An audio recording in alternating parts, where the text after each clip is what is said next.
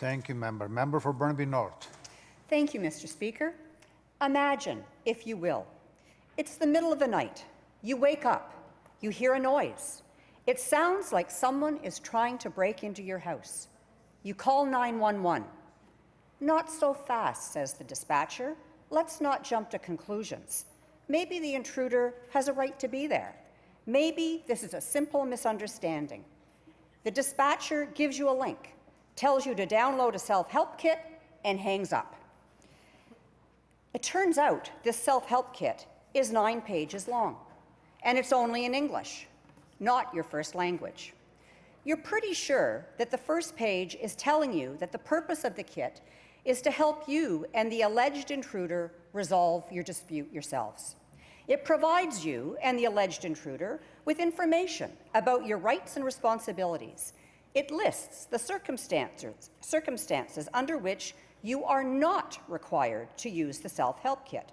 For example, if the alleged intruder is in the act of setting fire to your house. Or if this is not the first time this particular person has tried to enter your house and your previous attempts to turn them away have failed.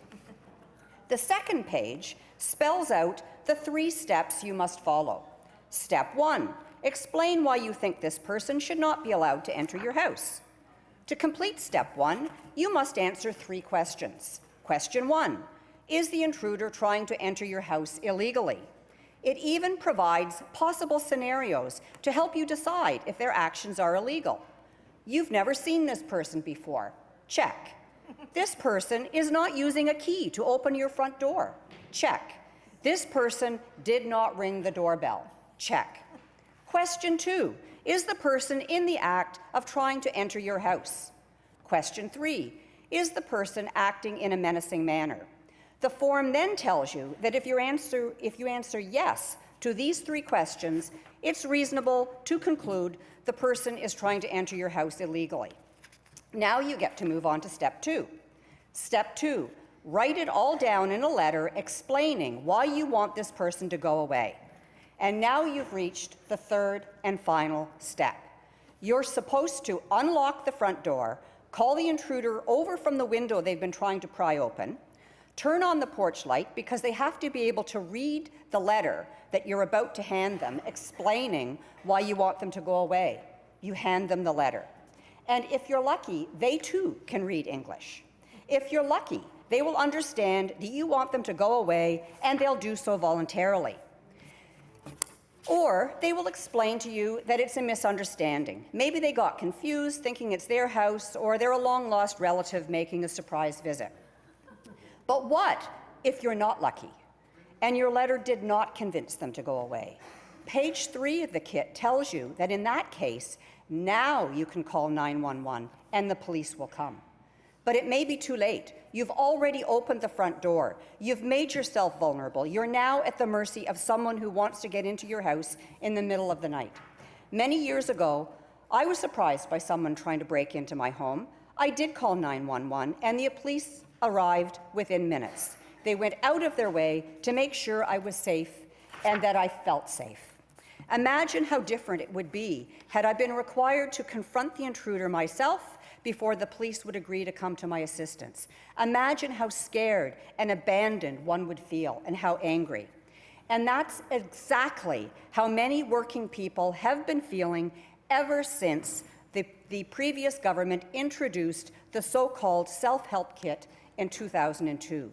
And that's what they've had to go through every time they weren't paid for hours they were worked, or not paid overtime, or not paid what they thought they should be, or money was deducted from their paycheck to pay for the employer's business costs, like Dine and Dash, or they weren't paid for statutory holidays, or they didn't get meal breaks, or they didn't get proper leave, or they didn't receive the minimum daily pay.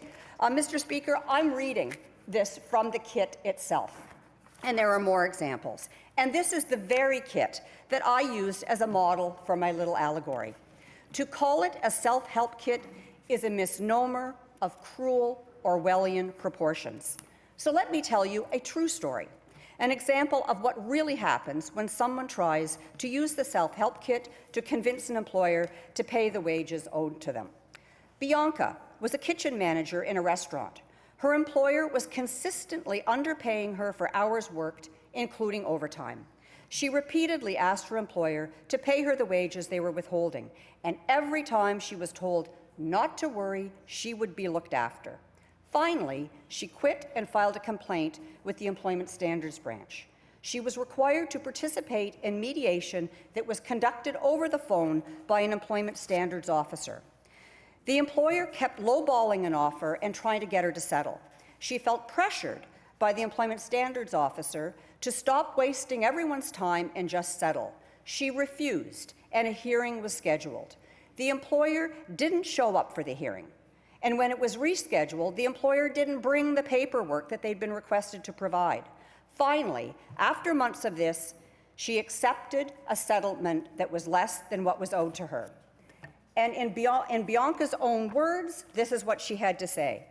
After the hearing, I went outside and cried. I was so intimidated and furious and disappointed with how I was treated.